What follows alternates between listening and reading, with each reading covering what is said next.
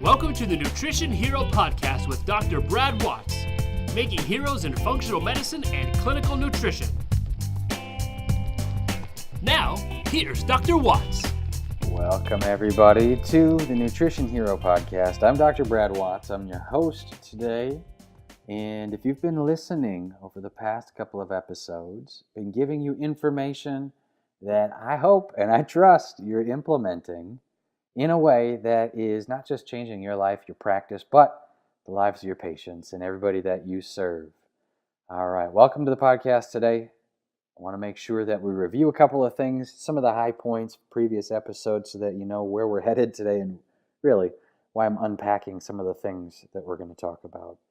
So might even get into some clinical mechanisms today, like the really high-level nerd stuff, if you want to. Call it that, but might get there today. We'll see how this goes as far as the timing of it. Maybe that'll be a next episode. Anyhow, Nutrition Hero, what are we talking about? We're talking about people that are willing, they're so willing to spend their attention on helping other people help themselves that they have this mentality, this mantra. I call it NSL, right? Never stop learning. So if you can put yourself in that mind frame, if you can put yourself in that category, you're ultimately going to end up as a nutrition hero in your community. You will. There's no two ways about it. It's going to happen. Just a mentality, the never stop learning mentality. Get good information going into your head. Apply that information, right? Remember, 3 to 5% of people that hear anything, like on the radio, a seminar, read a book, only 3 to 5% of people can implement. That's ridiculous. 3 to 5%. Let's not be that 95 to 97% of people. Let's be the 3. All right? Let's be the top 1% of that 3%. Let's implement in such a way that we change our communities for the better. We're serving people, giving them the tools that they need in order to change their life. All right. Now, obviously, I get a little excited about this, but it's just part of the process. It's part of being involved in what I consider the best profession in the world, helping people help themselves. And so, Nutrition Hero, here we come, right? All right. So last episode, we talked about something that I call the Kiosk Principle. Being able to communicate to your patients where they are in the treatment plan, like a kiosk communicates where you are when you walk into a mall. People that work in a mall, they don't need the kiosk. They got it under wraps. They know where they're going. They know what to do. They know what's expected, etc. But when you walk into a mall for the first time, and I thought of this one day as I was walking through the Mall of America, and it's like 4 floors of way too many stores and thousands of people, and like it's crazy. And they have a kiosk almost every 100 yards. And when you look at it, there's 5, 10, sometimes there's 20 to 40 people surrounding this kiosk trying to see where they are. You can always tell around the holidays, that type of thing, who the tourists are because they have no idea what they're doing, right? And they got 27 bags, all that kind of stuff. But the point is the kiosk communicates to them where they are so they don't spend their whole day just walking laps around a mall that is made for walking laps. And you are the kiosk for your patients. Problem is you don't write it down and just be like, oh, here's where we are, all right? You are here. You got to be able to communicate it to them. So there's 4 parts to the kiosk principle in any given situation. And it's what you're going to communicate every single time you talk to somebody. You want to reiterate that I know where you're coming from. Here's where you were.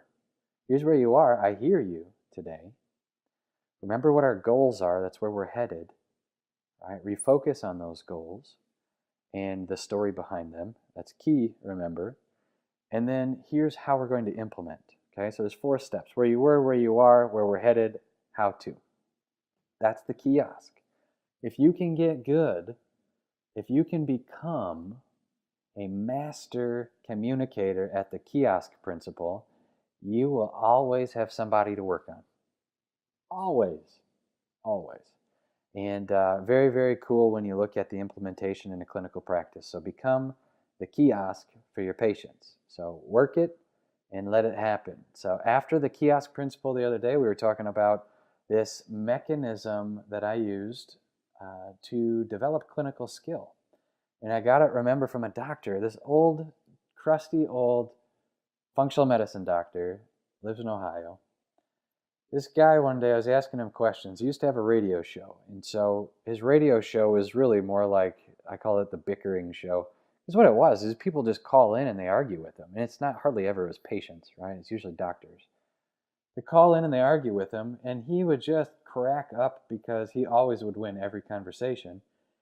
Maybe that's just the perks of being the host, but the point is that I was able to model even my own radio show based off of this gentleman's the way that he presented. I'll just put it that way.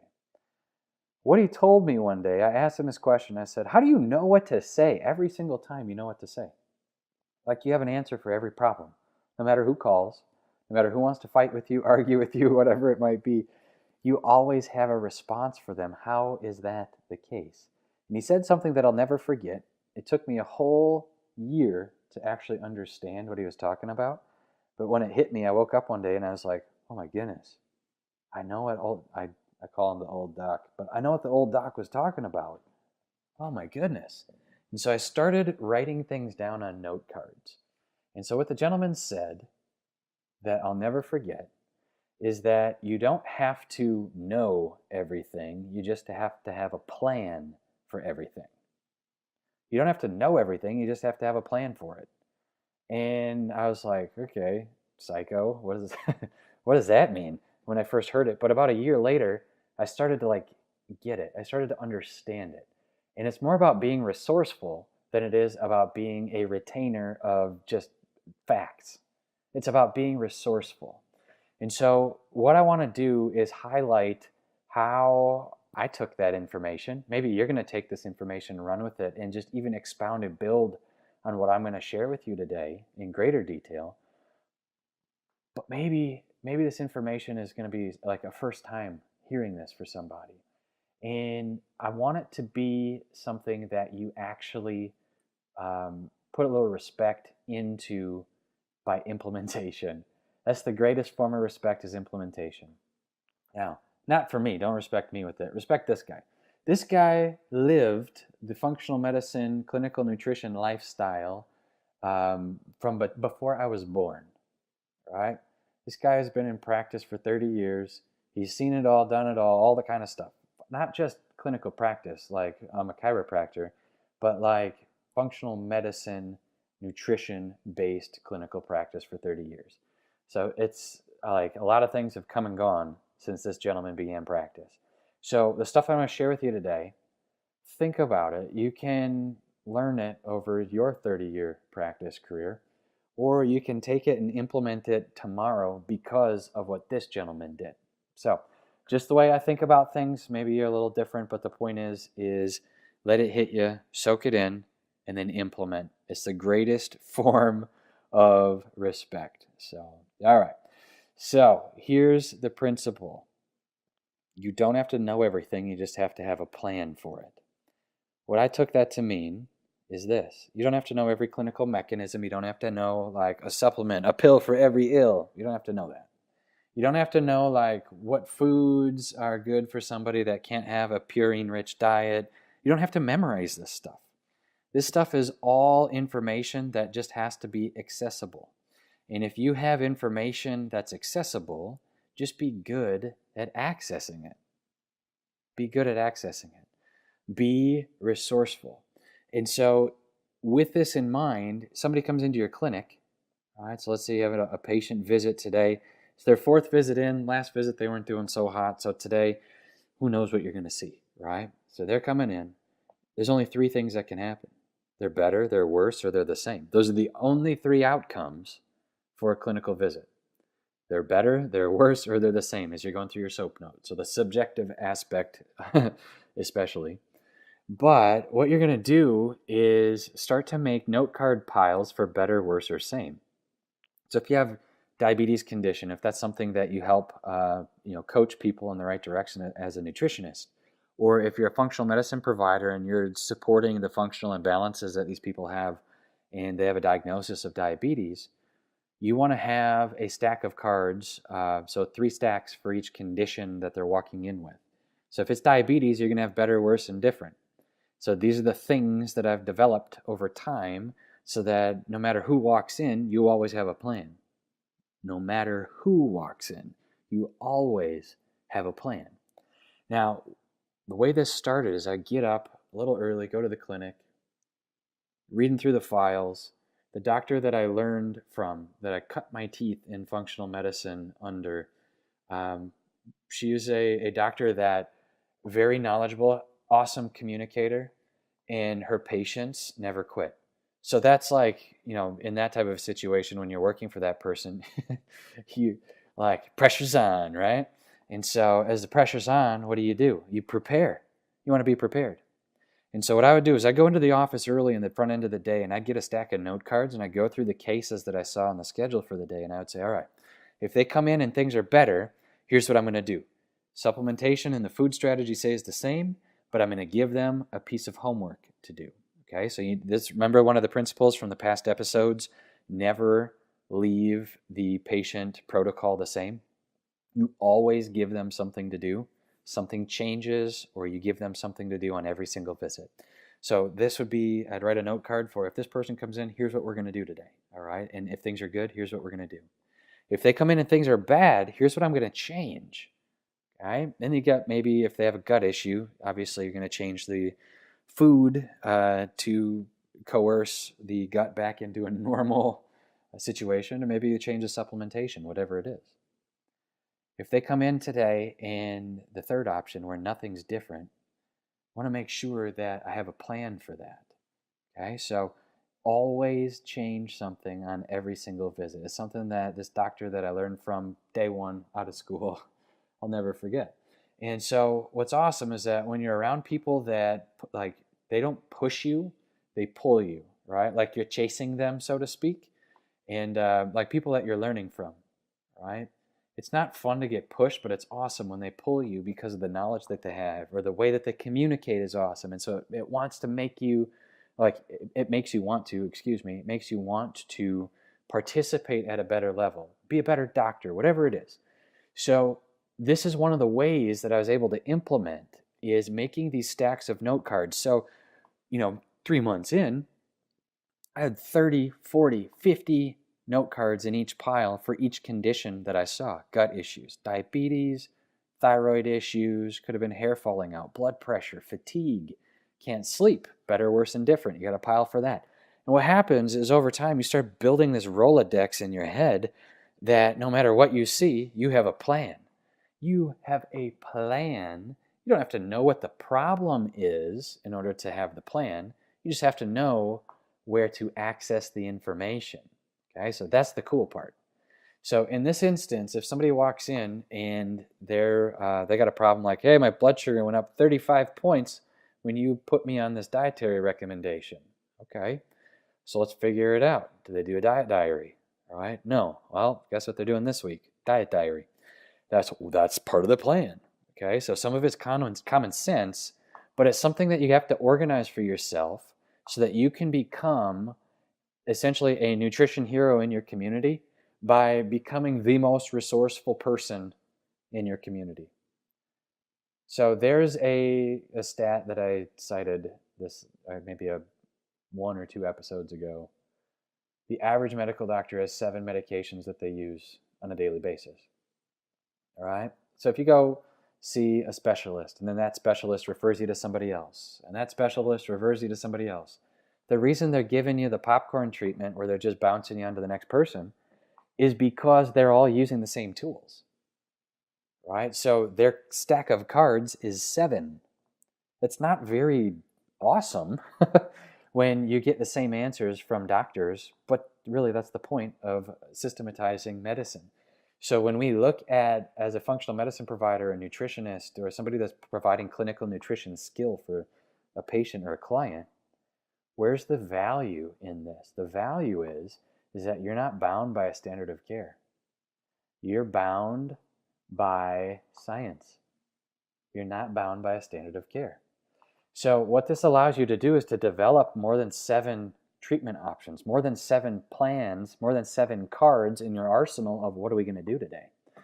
And so what's basically happening is you're building this awesome foundation where gives you the ability to be a detective. You can say, I don't know, but I'm going to find out before I go to bed tonight. And what happens now is that's 3 more cards to add to your pile. So imagine going through 60, 90, maybe 120 days, 3 to 4 months of this. And you have these note cards. At some point, you don't need the note cards anymore because you just know what to do. So the reason we're talking about this today is because I get emails from doctors all over the country every day. And twice in one day here, I got a question. How do you know what to do with every single case that you see? Is it like, and really what they're asking is it just because you've had so much education? No. Is it just because you've had so many experiences like patient interactions? Nope. It's not even that, right? Because in this instance, I'll tell you that in month 6 of being a functional medicine provider, right? And here I am in my 8th year, which is crazy to think about. But in month 6, I would still respond to you the same way as I am today. I might know more from a clinical perspective today, but that's just because my stack of cards has been developed over 8 years. Now, in month 6, though, I'm still going to give you a plan. I'm still going to change something on every visit. I'm not going to hesitate. I'm not going to hedge.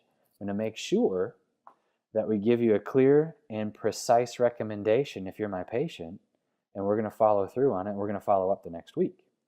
Now, that's because I was taught that skill. So I'm asking you to do the same thing. And maybe you're not a note card person. I'm telling you to do it. All right? I'm just telling you, be old-fashioned. Grab a pen. Even better, grab a pencil and a stack of note cards. Start making these things up and fight for your position in your marketplace. Fight for it.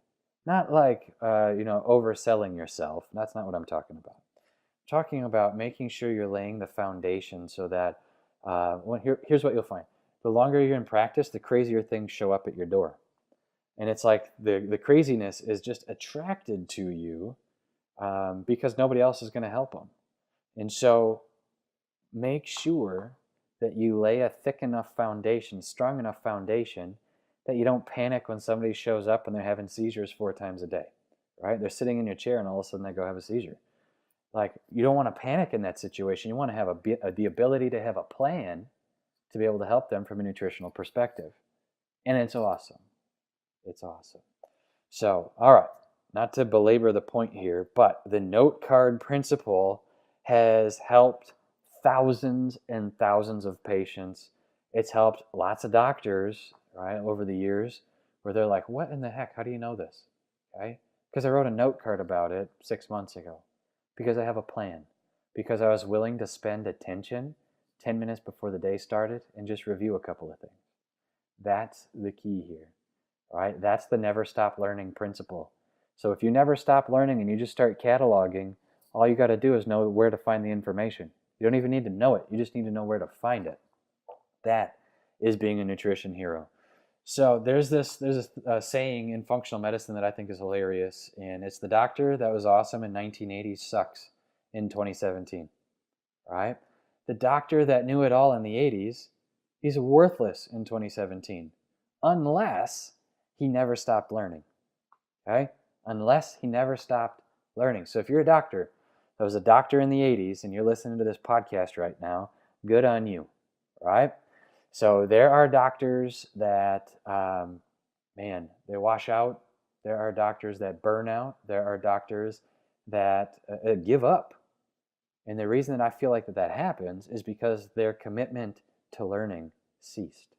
The never stop learning attitude has got to be there, and you'll find that your place in your marketplace, your space in your marketplace, begins to grow.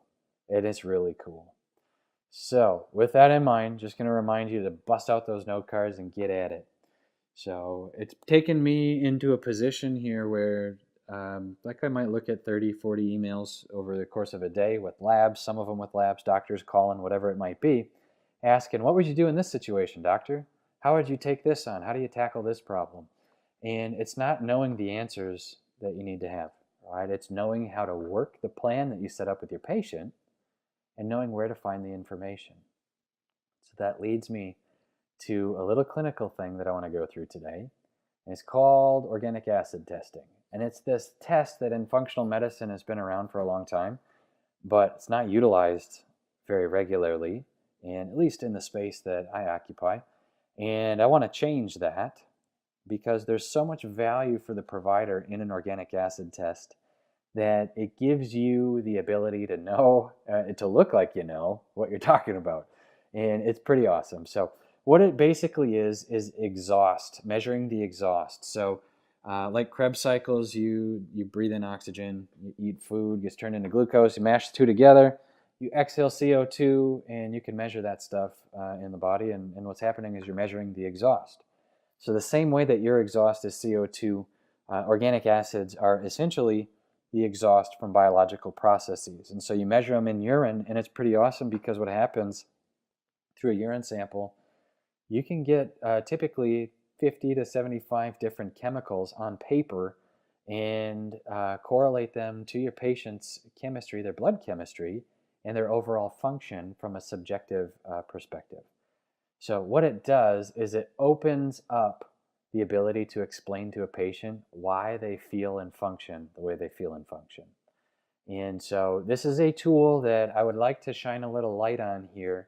It's a secret weapon, if you will, and it's something that I've only started using the last 3 years of my clinical practice here, but it has become invaluable. In fact, I will submit to you that I run this test on every single patient every single time.